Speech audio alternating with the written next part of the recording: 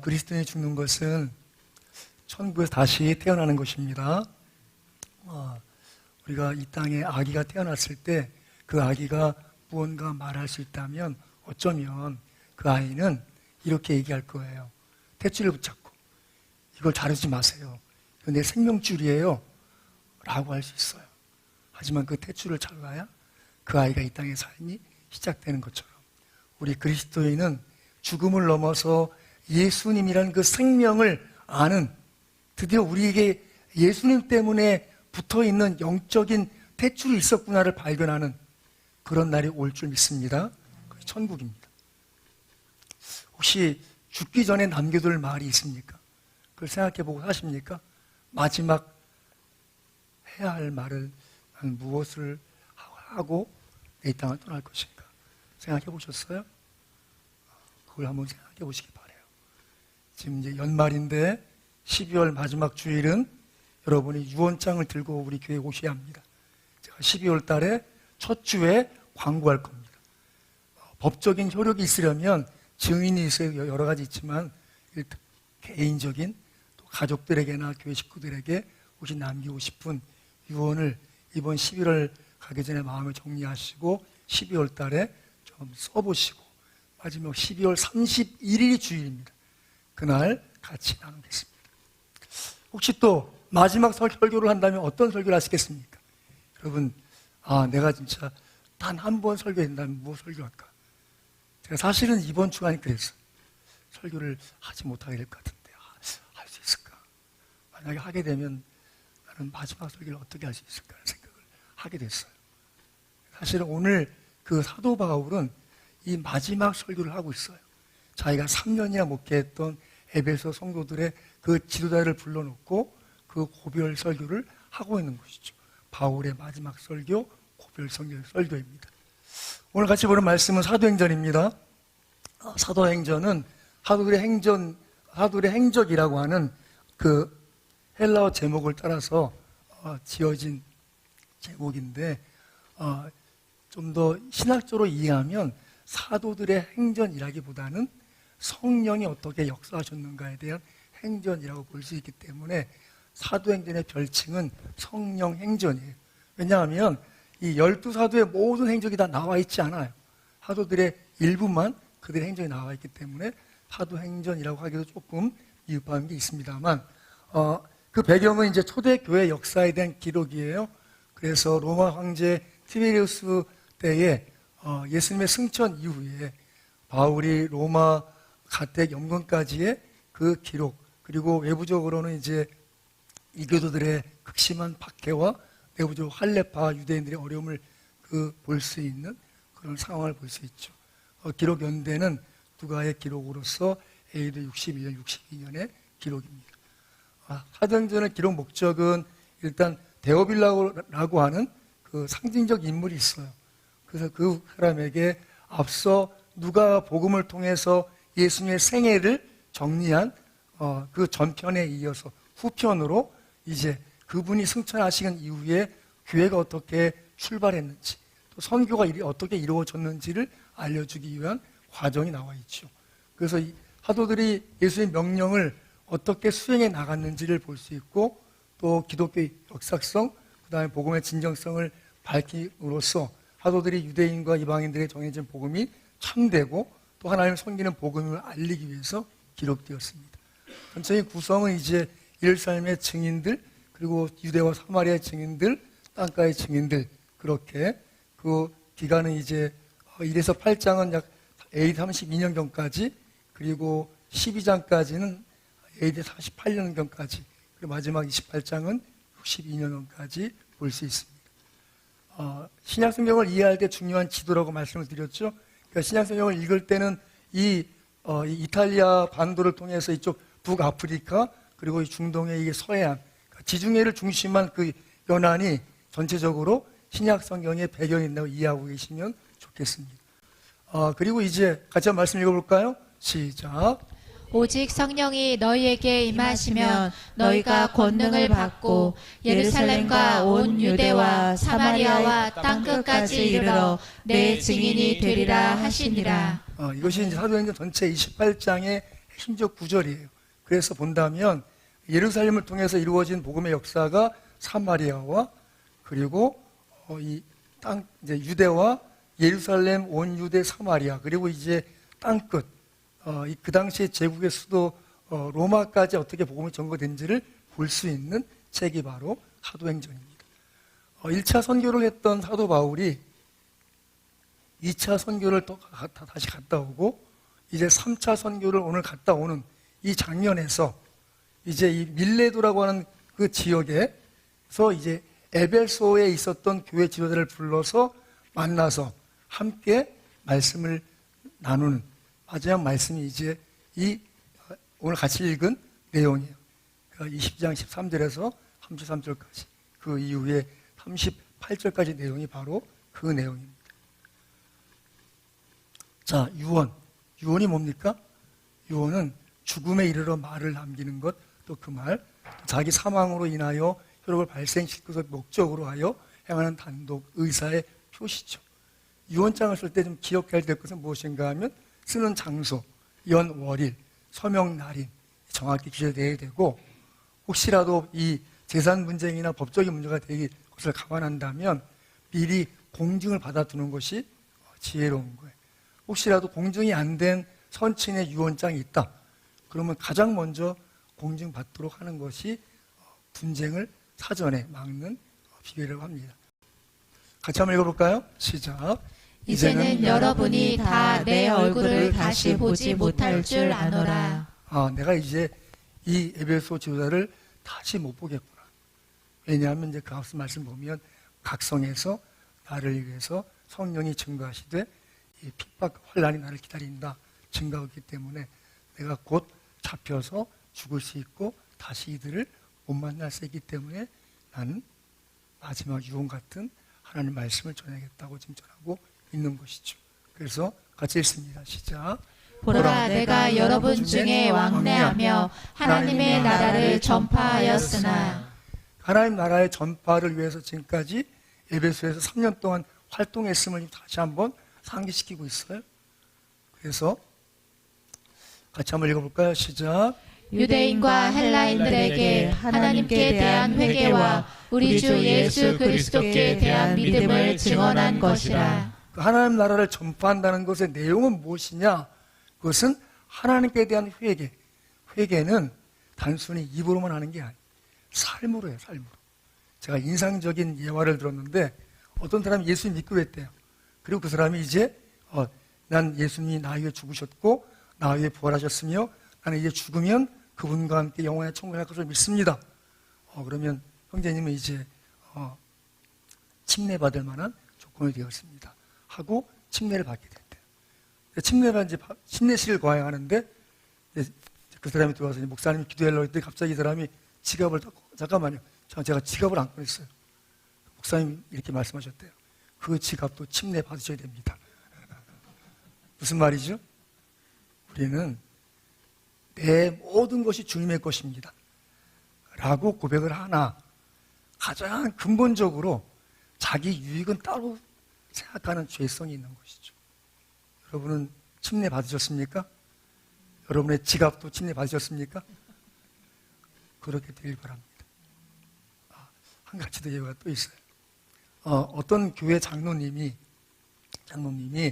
심장이 갑자기 막 쪼여오르듯이 아프고 그래서 급하게 병원 가서 진단을 받았는데 그 초기 진단한 의사가 좀 심각합니다.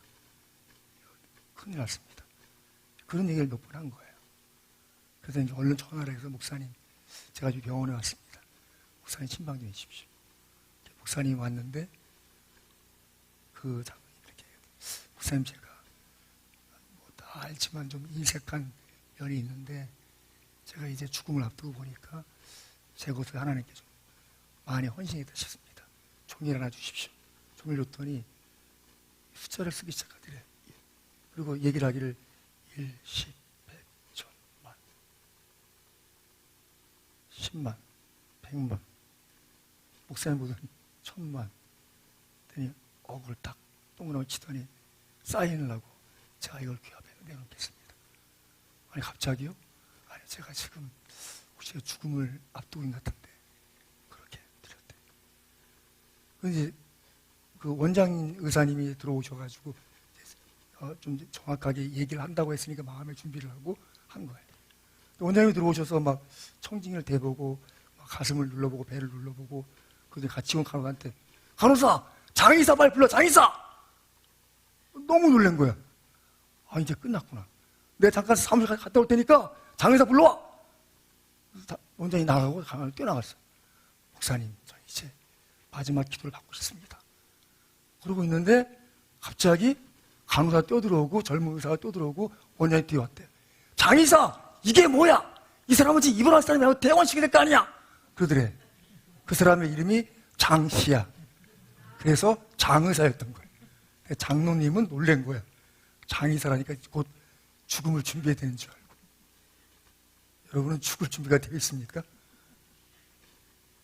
여러분이 죽을 준비를 하면서 여러분이 남기고 싶은 말을 되새기는 시간 되면 좋겠어요. 진심으로.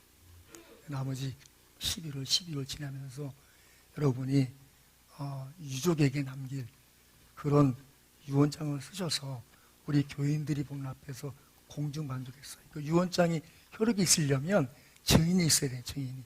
이제 증인이 있으면 그 유언장이 법적인 효력을 갖는데요. 그러니까 쓰실 때 주소하고 명확하게 사인하시고 여기서 읽으시면 이제 공증이 되는 거니까 잊지 마시고. 자, 같이 한번 읽습니다. 시작. 내가 달려갈 길과 주 예수께 받은 사명 곧 하나님의 은혜의 복음을 증언하는 일을 마치려 하매는 나의 생명조차 조금도 귀한 것으로 여기지 아니하노라. 그의 사역의 태도와 자세를 설명한 말이죠. 주 예수께 받은 사명, 그것은 무엇이었는가 하면 하나님의 은혜의 복음을 증언하는 일이었고, 여기 사명이라는 말은 이게 신부로 삽자의 의미도 있어요. 하여금 사자 그리고 목숨 명자. 다른 사람을 섬기는 직분이에요. 헬라어는 디아코니아인데 그것을 짧게 요약하면 다른 사람을 섬기는 직분으로서의 예배와 다른 사람을 섬기는 일로서의 선교가 바로 사명인 거예요. 여러분과 저에게 주어진 사명은 예배하는 사명인지 믿습니다. 뿐만 아니라 우리는 선교적 사명을 갖고 있어요. 우리가 다 예수 믿는다면 이 두 가지 분명한 삶의 사명이 있음을 잊지 마시기 바랍니다. 같이 한번 읽습니다. 시작. 지금 내가 여러분을 주와 및 그 은혜의 말씀에 부탁하노니 그 말씀이 여러분을 능히 든든히 세우사 거룩하게 하심을 입은 모든 자 가운데 기업이 있게 하시리라. 아멘.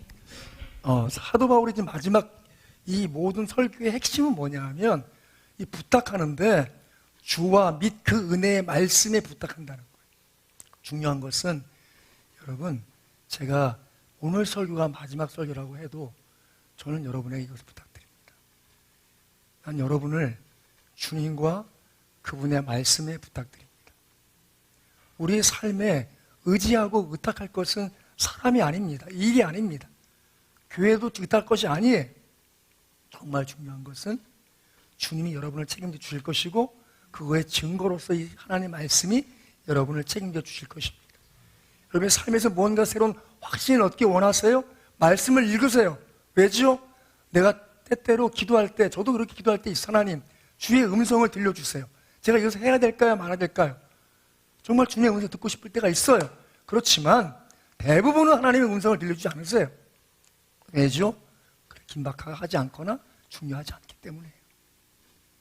오히려 하나님은 그분의 이 기록된 말씀을 통해서 우리가 이 말씀 안에서 그분의 뜻과 은혜를 발견하고 그것을 조명받기를 원하세요. 그래서 잊지 마세요. 제가 전도사로서 사역하는 초기 제 첫 전도사 사역지에서 일어난 일이에요. 전 정말 아이들을 내 진심을 다해 사랑했다고 생각했어요. 정말 그 당시 사례비를 털어서 아이들 수시로 짜장면 사줬고 이웃교회가 농구 시합해서 내가 짐은 애 다 쏴버리고 전 남는 게 없이 매달 그냥 그날 다 그게 너무 즐거웠어요. 너무 감사했고. 근데 얼마 되지 않은 한 6개월도 안 됐을 텐데 토요일이었어요. 어떤 한 아이가 저한테 뛰어왔어요. 전사님, 저기 누구네 집에 형들하고 누나 다 모여 있어요. 이 시간에? 왜? 몰라요. 뭔가 이상해서 제가 뛰어왔어요. 그 교회당 길 건너편에 있던 연립주택 2층이었어요. 반지하 바로 위에 있는 2층. 뛰어들어가서 문을 탁 열었는데 지금도 그 장면이 기억나요. 문을 열면 이 왼편에 거실이 있고 그 건너편에 안방이 있고 이쪽에 건넌방, 바깥 베란다가 보이는데 문을 벌컥 열었더니 거실에 몇 명이 있고 그 베란다에 몇 명이 한 3명 정도 담배를 피우고 있었어요. 중학생쯤 된 애들이. 그리고 뛰어들어가서 보니까 안방에는 남녀 한 4명이 이불을 발에 집어넣고 둘러 앉아서 있어요. 아무튼 건넌방에 또 남자애들이 있고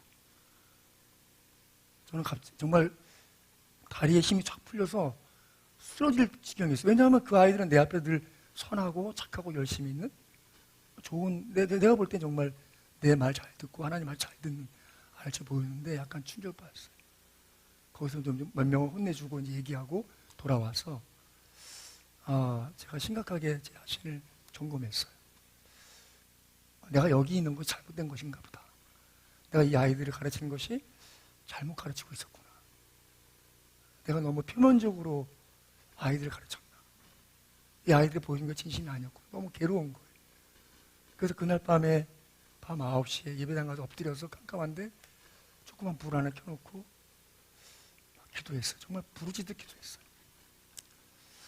하나님 저한테 좀 가라고 좀 말씀 좀 해주세요. 가라고. 저 떠나고 싶다고. 주님 저에게 음성을 들려주십시오. 제가 주의 종입니다. 저는 가라고 하면 당장 갈 수 있습니다. 저 좀 가라고 얘기 좀 가라고. 주님 저는 좀 가고 싶습니다. 하나님 날 좀 이곳을 떠나라고 말씀하시는 것을 기대를 했어요. 열심히 기도했지만 아무런 음성이 들리지 않았어요. 너무 답답해서 이제 성경을 폈어요. 떠나라는 말씀을 만나면 이제 난 가려고 떠나라는 말씀 찾으려고 열심히 읽은 거예요. 사도행전을 펴고 계속 읽는데 오늘 20장이 왔어요. 20장이 왔는데 이 말씀을 만난 거예요. 같이 한번 볼까요? 자, 20장, 자, 31절 읽습니다. 시작. 그러므로 여러분이 일깨어 내가 3년이나 밤낮 쉬지 않고 눈물로 각 사람을 훈계하던 것을 기억하라. 제가 이 말씀 만나고 내가 겨우 한 6개월 아이들 가르치고 이렇게 예수님 앞에서 한탄하고 눈물을 흘리고 있다니 너무 부끄럽고 죄송했어요. 사도 바울은 에베소 교회에서 3년이나 밤낮 눈물로 훈계했다고 말씀하고 있더라고요. 제가 하나님 앞에 기도했어요. 하나님, 제가 3년은 견뎌보겠습니다. 제가 3년은 견뎌보겠습니다. 근데 감사하게도 제가 거기서 5년 5개월 있었어요. 아무튼 제가 지금 뭐 말씀드리나요? 주와 그 은혜의 말씀이 우리의 삶의 방향을 새롭게 하는지 믿습니다. 여러분 예수님 살아계십니다. 이 말씀이 살아있습니다. 여러분 예수님의 음성을 듣기를 원하고 그분의 뜻을 알기를 원한다면 다른 거 그만두고 기도하면서 천천히 성경을 읽으세요. 그분이 여러분에게 이 말씀을 지목해서 여러분의 마음에 새로운 변화와 결단과 결심이 있게 할 줄 믿습니다. 중요한 것은 하나님 나라인데 정리할 것은 이것입니다. 첫 번째, 교회가 하나님 나라는 아닙니다. 그런데 교회가 하나님 나라로 제도적으로 만든 단체가 천주교회예요. 천주교는 교회가 곧 하나님 나라고 가르쳐요. 그래서 제도적으로 그 수장인 교황이 중요한 인물이고 심지어 교황 무음론까지 얘기하는 거예요. 두 번째, 교회는 하나님 나라를 증거합니다. 세 번째, 교회는 하나님 나라의 도구입니다. 교회는 그 나라의 관리자입니다. 그러니까 교회는 하나님 나라와 연결되어 있고 그런 유기체 관계에 있지만 교회가 하나님 나라는 아닌 것을 한 번 더 생각하시면 좋겠습니다. 사도 바울이 이렇게 증거합니다. 같이 읽습니다. 시작. 여러분은 자기를 위하여 또는 온 양떼를 위하여 삼가라. 성령이 그들 가운데 여러분을 감독자로 삼고 하나님이 자기 피로 사신 교회를 보살피게 하셨느니라. 일단 여러분, 하나님이 자기 피로 사신 교회란 곧 여러분 자신입니다. 성도 개인입니다. 그 개인들의 연합으로서의 교회조차도 하나님이 자기 피로 사신 것입니다. 여러분들이 교회에 리더고 섬기는 자가 된다면 여러분 스스로를 위해서 또 온 양떼를 위해서 삼가해야 하셔야 합니다. 왜냐하면 여러분의 삶을 통해서 교회를 보양하기 원하시는 거예요. 믿습니까? 저 개인의 신앙을 넘어서서 제 개인의 신앙을 통하여 어떤 성도 개인의 신앙을 보양할 뿐만 아니라 어떤 가정을 보양할 뿐만 아니라 하나님의 전체적인 우주적 교회까지도 하나님이 돌보시도록 여러분이 믿음 주시고 은혜 주신 줄 믿으시기 바랍니다. 중요한 것은 삶의 태도가 방향이에요. 자기를 위하여 온 양떼를 위해서 하지 말아야 할 것 하지 마시고 해야 할 것 하십시오. 그것이 여러분의 믿음 생활이 하나님 나라를 위해서 사는 방향으로 쓰임받게 될 것을 믿습니다. 말하기는 여러분, 제가 할 수 있는 마지막 소리는 이것입니다. 주와 그 은혜의 말씀에 여러분을 부탁합니다.